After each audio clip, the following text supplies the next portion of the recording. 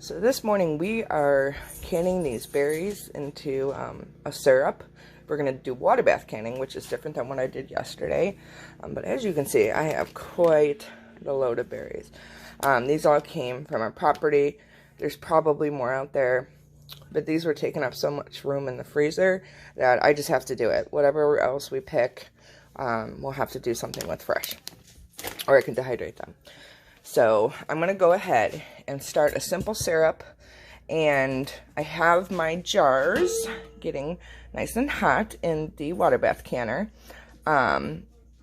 Even though if you're canning for more than 10 minutes, you do not have to pre-sterilize the jars.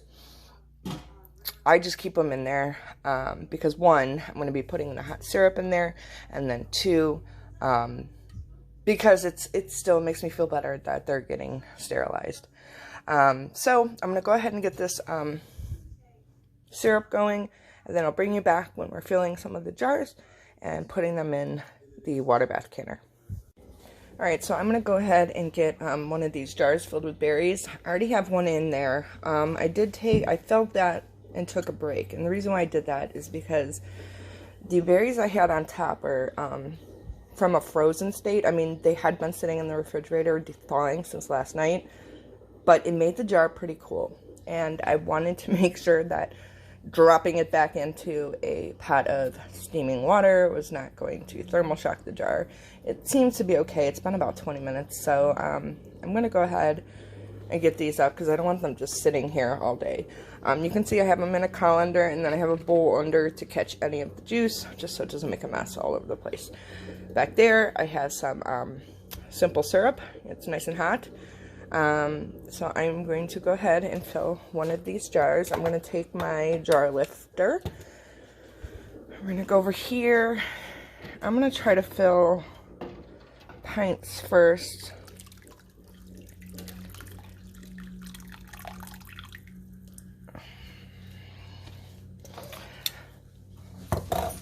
Get that ouch hot, and then put my little funnel on it, and I got my little scooper here, slotted spoon to catch any juice because I just want the berries. I mean, I guess if the juice isn't, it's not gonna hurt it, but mostly I just want to fill up the space with berries, not anything else.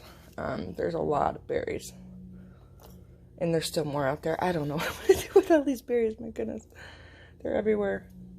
I mean, it's great. I'll have, some blackberry jam on the shelves, and then I'll have some blackberries and syrup. The reason why I chose to do these versus blackberry pie filling is because they're more versatile. I could do more things with them, and I don't have to be limited to making a pie or a dump cake or something like that. So I'm going to gently and carefully pour some of the syrup in the jar, and it is a 1/2 inch headspace for these guys. I might have too many berries. We'll see. I'm going to go ahead and use my little pokey thing because these are solid food.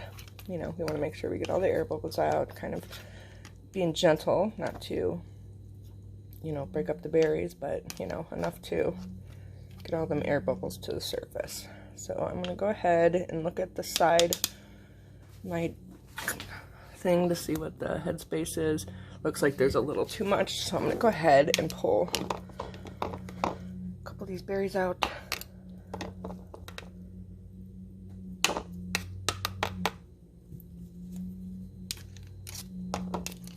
Redo the bubble thing.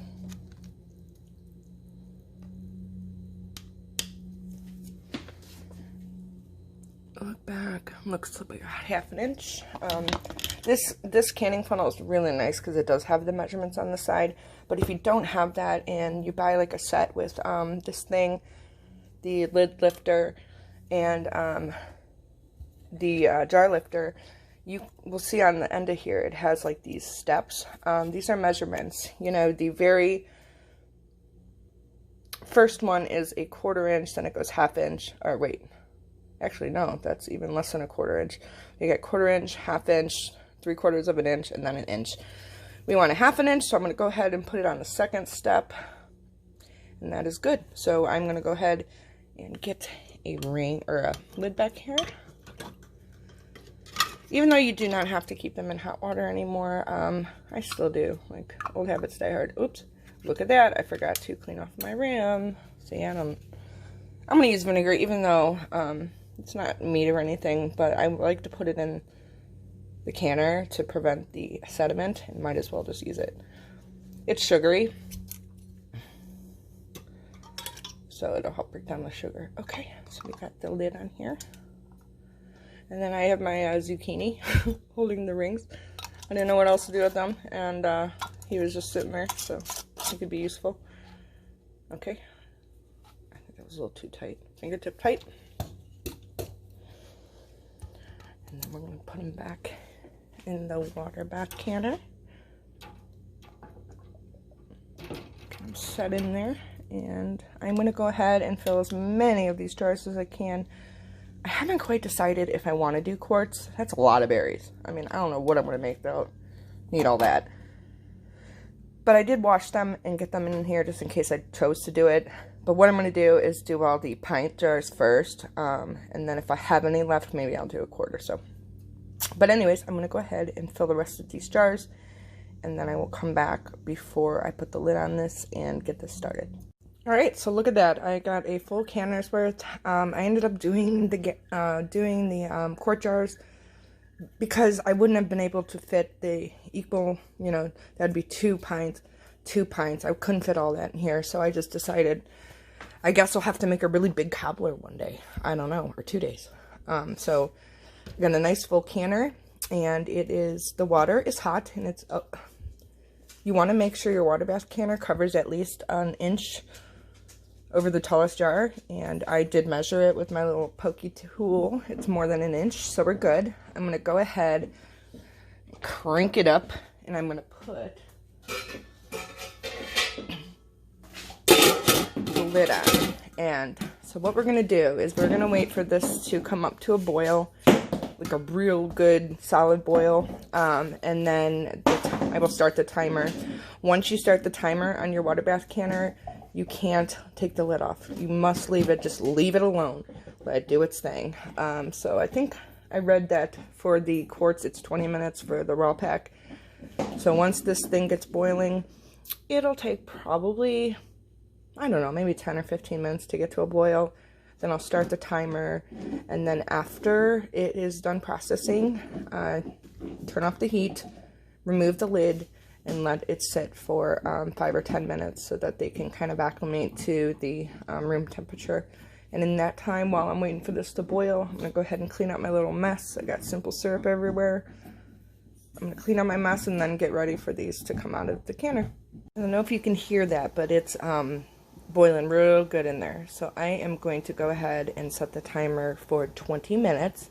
And then once the time is up, I'm going to remove the canner, and I'll come back and I'll show you what they look like before we take them out of the canner.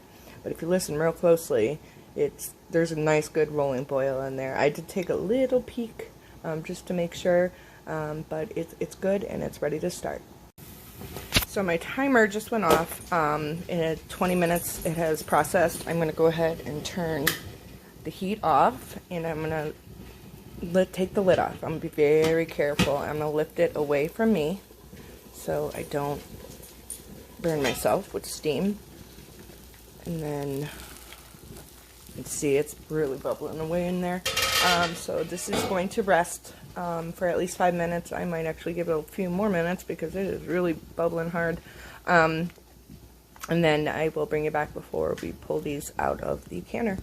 Alright, it's been over 5 minutes, so I'm going to go ahead and take these out of the canner. I'm going to go set them over on my pad, so you can come along with me while I do that. I'm going to show you, when you're water bath canning and you take these out, you want to lift them straight up. Don't tip them. Lift them straight up. Don't worry about the water that's on top. It'll evaporate, but I usually just take a paper towel and, you know, kind of blot it off of there. Straight up. Do not tip them. And you can see as they cook down, there's some space in the jar. These will, you know, they'll kind of sink back down after they cool. straight up. Don't worry about the water on the top.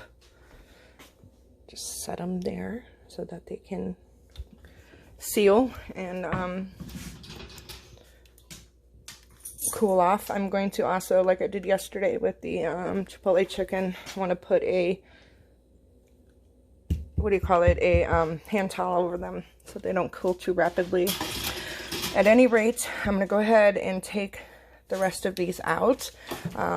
I hope you enjoyed this little video on water bath canning.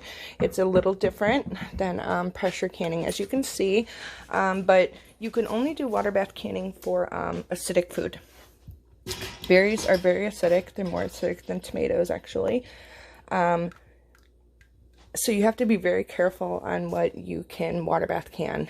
I always do things according to the ball directions or what's in the Amish canning book, because I know that those are safe. I did not have to add any citric acid or anything to these, and the reason why I didn't is because blackberries are so acidic. They don't need any extra acidity to be safe. With tomatoes and other kinds of fruit, you have to add like lemon juice or citric acid or something to make sure that they are acidic enough to safely water bath can. So that is the end of this little canning session. I hope you enjoyed it. It was a lot of fun, and now I have a ton of berries to put on my shelves, and I'm super happy about that. Where I'm going to put them, I have no idea, but they'll be hanging out here for the next 24 hours. I'll probably take a paper towel and just kind of like lightly touch the top to take the water off. I don't have to do that. It's fine if I don't, but I don't know. I just kind of like to do it usually. So I hope you all have a great day, and I will see you next time.